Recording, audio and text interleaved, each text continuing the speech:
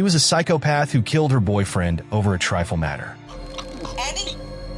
Hey, what's happening? He didn't cease his attacks, rather next time, he attacked her family. He was arrogant, but unaware she will destroy his life to quench her revenge. I'm wide awake. Wide awake. Welcome back to Paramount Recapped. I don't have many subscribers, but your single comment is a ray of hope to motivate me.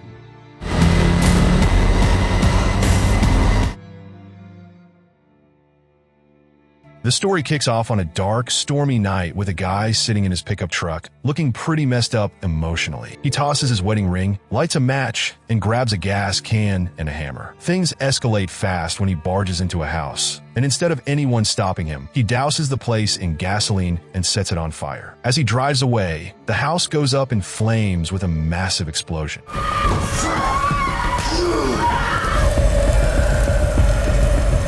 Meanwhile, we meet Rachel, who's snoozing on her couch until her lawyer, Andy, wakes her up. He tells her that her soon-to-be ex-husband is causing trouble and suggests filing an objection. But before they can finish, Rachel's son Kyle shows up, reminding her she's running late. In the dining room, Kyle is chatting with his uncle Fred, while Fred's talking to their elderly mom. The news on TV reports that the man who burned the house down is the ex-husband of a woman with a sketchy past involving drugs and violence.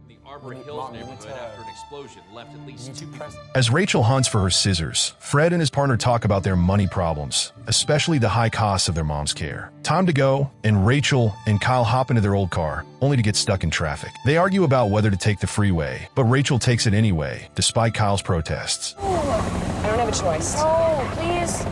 While driving, Rachel's husband calls, and Kyle answers, hoping for some father-son time. Instead, his dad cancels their game plans, leaving Kyle bummed. Rachel tries to cheer him up, but things get worse when they hit a traffic jam. A call from Rachel's client makes things even messier. Unable to smooth talk her way out, Rachel loses the client and her job. To lighten the mood, Kyle cracks a joke and suggests taking the back streets instead. They leave the freeway and end up at a red light behind a gray pickup truck that refuses to move. Annoyed, Rachel honks and drives around it. But at the next light, that same pickup pulls up next to them, revealing the guy from earlier who torched the house. He signals for them to roll down the window, and Kyle does it. Rachel and the man exchange words, with him acting like she owes him an apology. But Rachel isn't backing down and fires back. He gets mad, threatening her by saying she's about to have a really bad day. Kyle, clearly scared, begs his mom to drive off. The man follows them, aggressively cutting them off. Eventually, Rachel manages to drop Kyle off at school, but they're late. She quickly calls Andy, arranging to meet him for breakfast, promising she won't be late this time, though her gas tank is running low. Rachel stops at a gas station, sets the pump, and heads inside to buy a few things. As she's paying, she notices the gray pickup behind her car, and her stomach drops. Feeling uneasy, she tells the cashier and a guy in line about her run-in with the man in the pickup. The stranger offers to help, saying he'll walk her out, grab the guy's license plate number, and watch over her as she fills her tank. When Rachel drives off, the stranger stays behind to confront the pickup driver. But instead of backing off, the pickup guy slams the Good Samaritan into the street, where another car hits him. Rachel, now in full panic mode, tries to shake the guy off as he chases her, but she gets stuck in yet another traffic jam. He rams into her car, but no one around seems to care. As they get moving again, Rachel can't find her phone to call for help. That's when the guy pulls up next to her, smirking and showing her phone in his hand. Freaked out, she speeds off, causing an accident and barely missing a pedestrian. Thinking she's finally ditched him, she pulls into a parking lot to hide and catch her breath, totally rattled by everything that's happened. While all this chaos is unfolding, Andy's sitting in a diner waiting for Rachel, calling her repeatedly, but only getting her voicemail. Suddenly, the pickup guy walks in, acting like he's an old friend of Rachel's. He sits down with Andy, pretending to be friendly, and they start chatting about road rage and Rachel's messy divorce. The guy even defends Rachel's ex-husband, making Andy super uncomfortable. He claims he can get Rachel on the phone, so Andy hands over his phone for him to try. Rachel is searching for her tablet in a parking lot when she hears a phone ringing. She picks it up, even though it's not hers, and answers. On the other end, Andy tells her he's with a man named Tom Cooper at a diner. Confused, Rachel says she doesn't know any Tom, but soon realizes it's the man who's been stalking her in his pickup truck. Tom grabs the phone from Andy, and Rachel calls him a psycho, recounting all the horrible things he's done. Tom demands an apology face to face. Andy senses something's wrong and asks for his phone back, but Tom suddenly slams a cup into Andy's face, breaking his nose. The diner erupts in chaos. but nobody steps in as Tom repeatedly smashes Andy's head into the table, knocking him out. Tom then puts Rachel on speaker, taunting her by suggesting she's cheating on her husband, just like his wife did. He escalates the situation, forcing Rachel to say goodbye to Andy before he brutally stabs him. The people in the diner just watch and record the violence. After leaving, Tom coldly tells Rachel that Andy is dead. As Rachel desperately tries to reason with Tom, he dismisses her and drives off. He calls her again, this time using her own phone, mocking her by reading through her texts. He threatens to kill someone from her contacts if she doesn't choose, even transferring all her money to her ex-husband and threatening her mom and her house. Rachel, in panic, offers herself as the next victim, but Tom refuses. Pressed to name someone else, she reluctantly gives up the name of a client who recently fired her. Once the call ends, she immediately contacts the police. The cops rush to the ex-client's house, but find nothing. Meanwhile, back at Rachel's place, Fred is glued to the news about the diner chaos when he hears a weird noise from another room. When his wife doesn't respond to his calls, he goes to check on her and notices the pickup parked outside. Armed with a knife, he investigates further. Suddenly, the man pops up, holding Fred's wife hostage, and recounts his past encounters with Rachel. He reveals how he feels worthless and that violence is all he has left. Tragically, he kills Fred's wife and sends Rachel a photo of the two of them together. The man then calls Rachel again, who tells him she already reached out to the police. He already knows this and checks the tracker on her phone, realizing she's near Kyle's school. He gives her a 3-minute ultimatum to pick up her son and get out, or he'll kill Fred. As he keeps Fred captive, he forces him to write a letter blaming Rachel for his death while pouring gasoline all over him. Rachel quickly rushes to pick up Kyle, and as they're driving, she calls the man back pretending to be Kyle. The guy insists she puts Kyle on speaker, or he'll set Fred on fire. Reluctantly, Rachel complies. The man makes Fred read the letter he wrote, which states that Rachel is to blame for everything and that he won't see another sunrise. Just then, a police officer walks into the house, causing the man to hide behind Fred. In a panic, he sets Fred on fire and tries to escape, but the officer manages to shoot him in the shoulder. Rachel hears the chaos over the phone and pulls over, breaking down in tears. Kyle tries to console her, but then the man calls again, revealing that Fred is dead and threatening Kyle's life.